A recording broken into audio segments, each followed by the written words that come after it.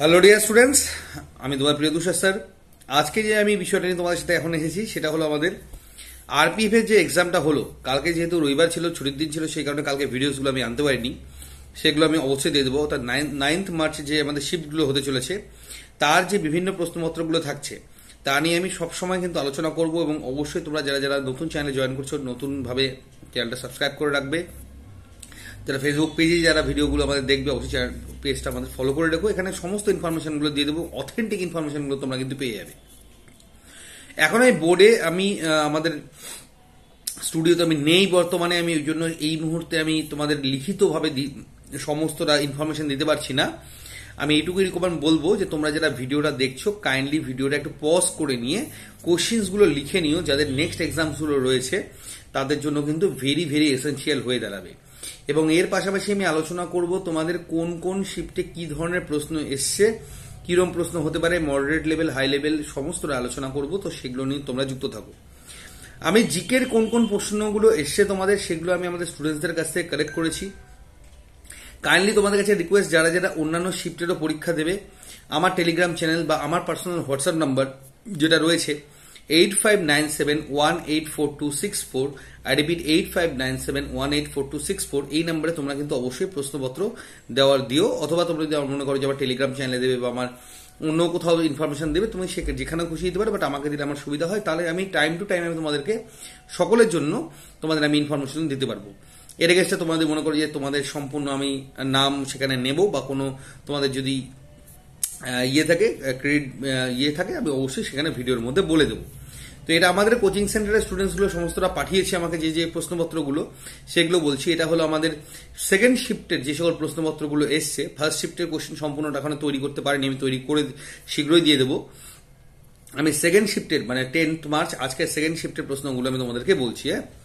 তো প্রথম যে প্রশ্নটা এসছে, কেসি বেণুগোপাল কোন জায়গা থেকে 2024 সালের ইলেকশন যেটা হয়েছিল সেখানে তিনি পার্টিসিপেট করেছিলেন?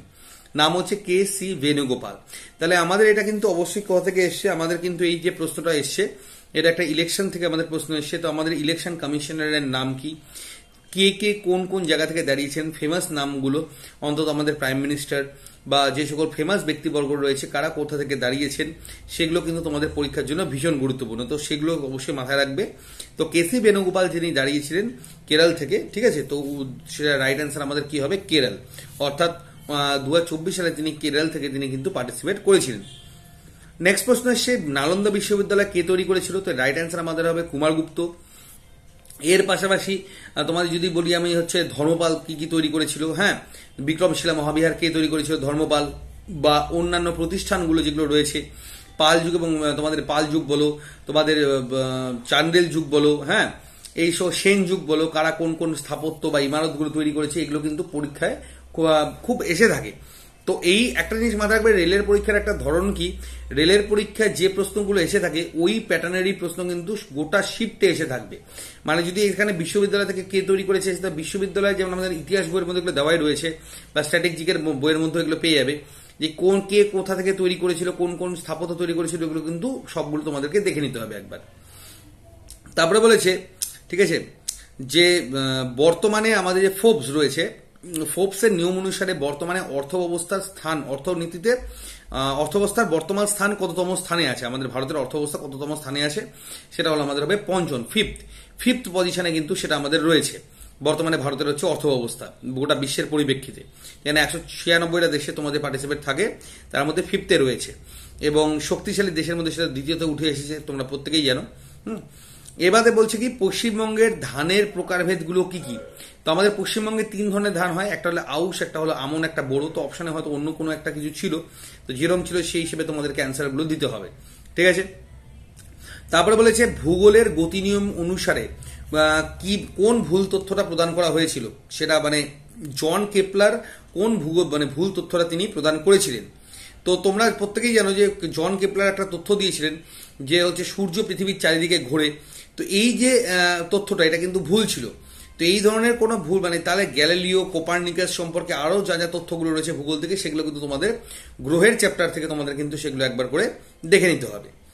নেক্সট প্রশ্ন বলেছে, যে ভারতের দ্বিতীয় পরমাণু বিস্ফোরণ কোথায় হয়েছিল, তো প্রত্যেকেই জানো রাজস্থানে আমাদের হয়েছিল, সেটা হয়েছিল 1975 সালে।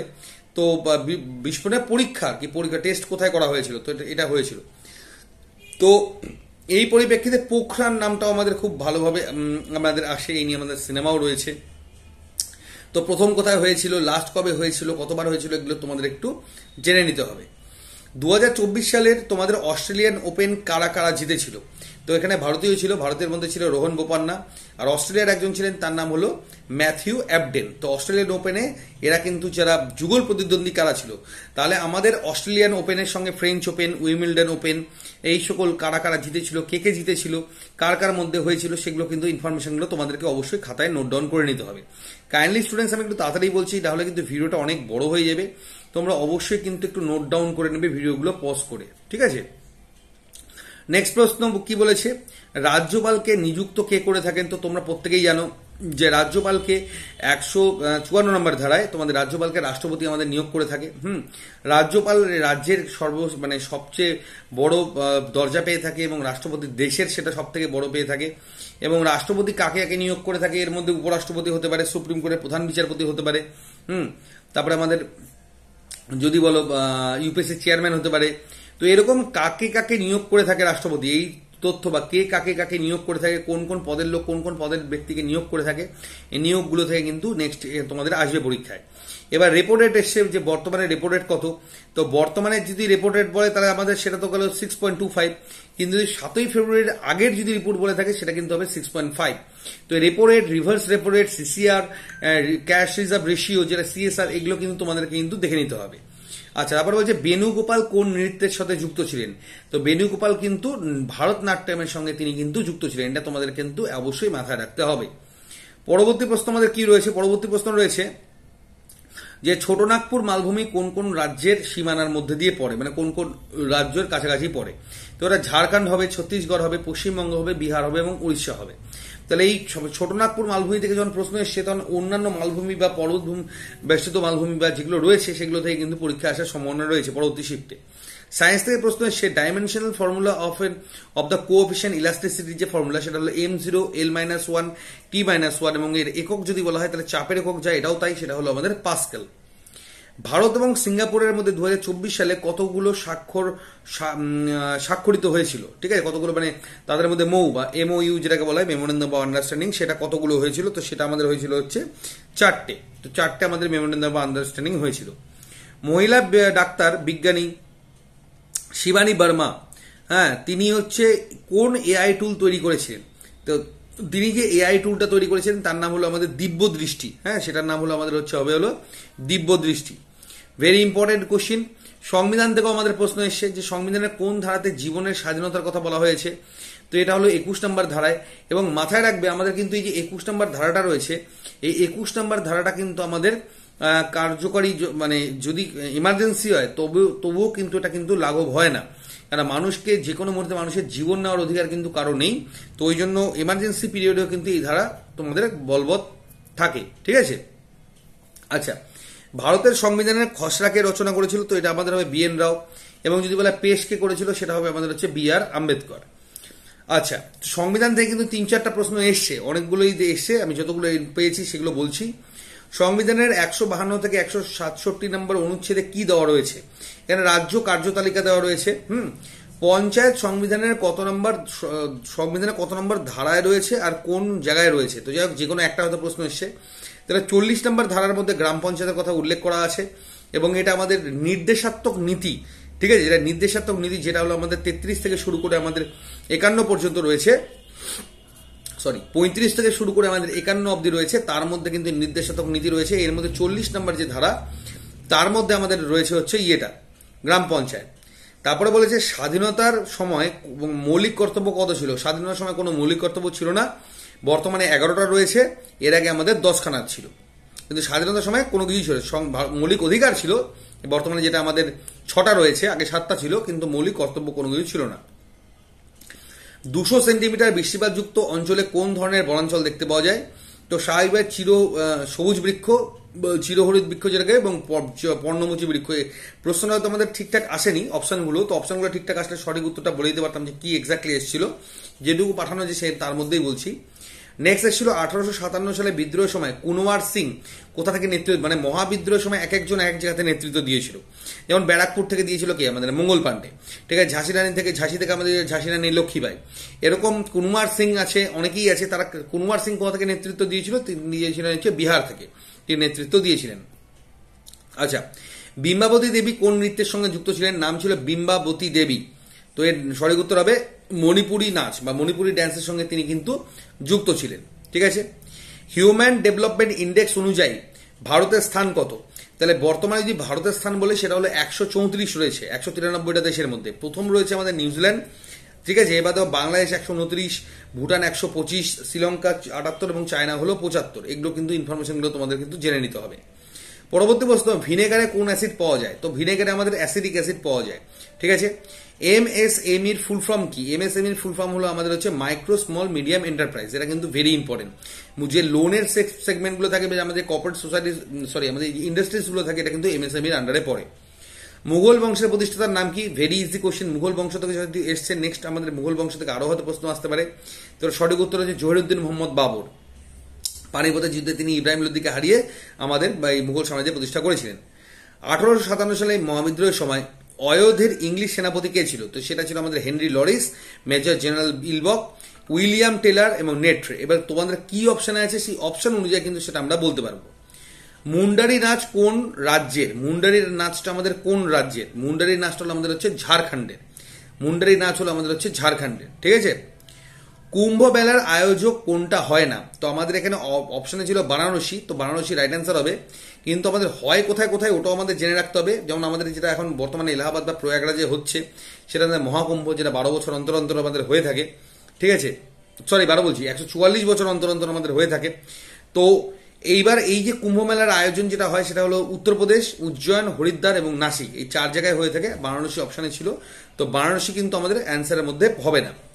পরবর্তী প্রশ্ন কি বলেছে, কোন রাজ্যের জনঘনত্ব সব থেকে বেশি? তো আমাদের কিন্তু যেহেতু কেন্দ্রশাসিত অঞ্চল যদি অপশনে থাকে তাহলে সেটার উত্তর হবে দিল্লি, বা ওভারঅল হলেও দিল্লি হবে 11,320। আর যদি শুধু রাজ্য বলে থাকে তাহলে সেটার উত্তর হবে বিহার। এটা হলো 21-এর সেন্সাস অনুযায়ী, যেটাতে আছে আমাদের হচ্ছে 1106। ভারতের হলে হতো 382, ঠিক আছে। আর যদি পশ্চিমবঙ্গ হতো সেখানে দ্বিতীয় স্থানে রয়েছে পশ্চিমবঙ্গ, প্রথম হলে হবে হচ্ছে বিহার। তো এইগুলো প্রশ্নগুলো আমাদের জিকের যে প্রশ্নগুলো সেগুলো আমার কাছে এসছে। এবার আমি অঙ্কের যদি কথাই বলি, অঙ্কের প্রত্যেকটা জায়গা থেকে কিন্তু প্রশ্ন এসছে। আচ্ছা, পাইপ এবং নল চৌবাচ্চার অঙ্ক মোটামুটি 3 থেকে 4খানা এসছে সেকেন্ড শিফটে। তোমাদের সুদের উপরে প্রশ্ন এসছে, পরিমিতির উপরে তোমাদের মোটামুটি 5 থেকে 6খানা তো এসছেই, যেটা আমার কাছে ইয়েগুলো আছে। কোশ্চিন আমাকে ঠিকঠাকভাবে কেউ বলতে পারলো না যে আমি অ্যান্সারগুলো তৈরি করে দেবো। দেখছি আমি যদি আরো কিছু কালেক্ট করা যায় তোমাদের কাছ থেকে। এটা কাইন্ডলি তোমরা যদি আমাকে একটা কোশ্চিনগুলো পাঠিয়ে দাও না, সব থেকে সুবিধা হয়। কোন নাম্বারে পাঠাবে ডিসক্রিপশন বক্সে দিয়ে দিচ্ছি, ঠিক আছে। আচ্ছা, নেক্সট যদি আমি বলি, আর হচ্ছে এটা গেল। এবার অঙ্কের যে লেভেলটা, অঙ্কের লেভেলটা কিন্তু মডারেট লেভেলেরই এসছে। ইজি বলবো আমরা, খুব কঠিন না, মডারেট, ইজি টু মডারেট লেভেলেরই এসছে। রিজনিং খুবই ইজি এসছে। যেগুলো যেগুলো প্রশ্ন এসে সব জায়গা থেকে প্রশ্ন এসেছে, তোমাদের সিটিং বলো, সিটিং অ্যারেঞ্জমেন্ট বলো, ফ্লোর বলো, এগুলো সব জায়গা থেকে এসছে, বাট খুব ইজি কোশ্চেন এসছে, ঠিক আছে। এবং যেগুলো যেগুলো এসছে সেগুলো আমি অবশ্যই নেক্সট আমি ভিডিওতে আমি দেখিয়ে দেবো, সেটা নিয়েও কোনো চাপের ব্যাপার নেই। আচ্ছা, এটা একটা গেল। নেক্সট তারপরে যদি আমি বলি অঙ্ক গেল, গেল, তো এগুলোই। তো এবার অঙ্কের কিন্তু বেশিরভাগটাই পাটিগণিত থেকে এসছে, মানে অ্যাপ্রক্সিমেটলি 70% পাটিগণিত থেকে এসছে। ইজি কোশ্চেন এসছে, অ্যালজেব্রা 2-1টা কিছু, এবং বাকি পরিমিতি থেকেই এসছে। ত্রিকোণমিতি কিন্তু আসতে দেখতে পাওয়া যায়নি। আর রিজনিংটা এইটুকু সাজেস্ট করবো তোমাদের, তোমরা যারা যারা পরীক্ষা দিচ্ছ, অঙ্ক যদি একটু দুর্বল হও, অঙ্ক কিন্তু আগে করতে যেও না। আমার কোচিং এরও অনেক স্টুডেন্ট আগে অঙ্ক করতে গিয়ে কিন্তু ফেসে গেছে। আমি যেটা বারবার বলি, আগে রিজনিং করে নাও, জিকে করে নাও, দেন অঙ্ক কর। তো অবশ্যই কিন্তু এই পলিসিটাকে বা এই প্রসেসটাকে তোমরা অ্যাপ্লাই করে যাও, তাহলে কিন্তু তোমাদের কিন্তু প্রিপারেশনটা খুব ভালোভাবে যেটা নিচ্ছ সেটা কিন্তু ফলপ্রসূ হবে পরীক্ষার হলে। নচেত কিন্তু অনেক সময় আটকে যেতে পারো, ঠিক আছে। তো এই হচ্ছে বিষয়। এবং অবশ্যই তোমরা যারা যারা মনে করছো আমাদের কোচিং হয়ে অ্যাডমিশন নেবে নেক্সট ইয়ারে তোমাদের ইয়ের জন্য, বা আরআরবির যে কোনো এক্সাম, বা ডাব্লিউবি, এসএসসি, জিডি, সবই আমাদের ক্লাস চলছে। এবং অনলাইনেও যারা কোচিং করতে যাচ্ছ, দেওয়া নাম্বারে যোগাযোগ করো। সব ডিটেলস আমাদের ডিসক্রিপশন বক্স এবং কমেন্ট সেকশনে অবশ্যই দেওয়া থাকছে। ওকে, সো ডিয়ার স্টুডেন্টস, আজকের মতো ভিডিওটা এতটাই। নেক্সট আমি আপডেট নিয়ে আসছি অন্যান্য শিপগুলো নিয়ে খুব দ্রুত তোমাদের সাথে, যাতে করে তোমাদের প্রস্তুতিটা সবসময় একদম বেস্ট থাকে। ঠিক আছে, নেক্সট টাইম ভিডিও তোমাদের সঙ্গে খুব শীঘ্রই দেখা হচ্ছে তোমাদের সাথে। ওকে।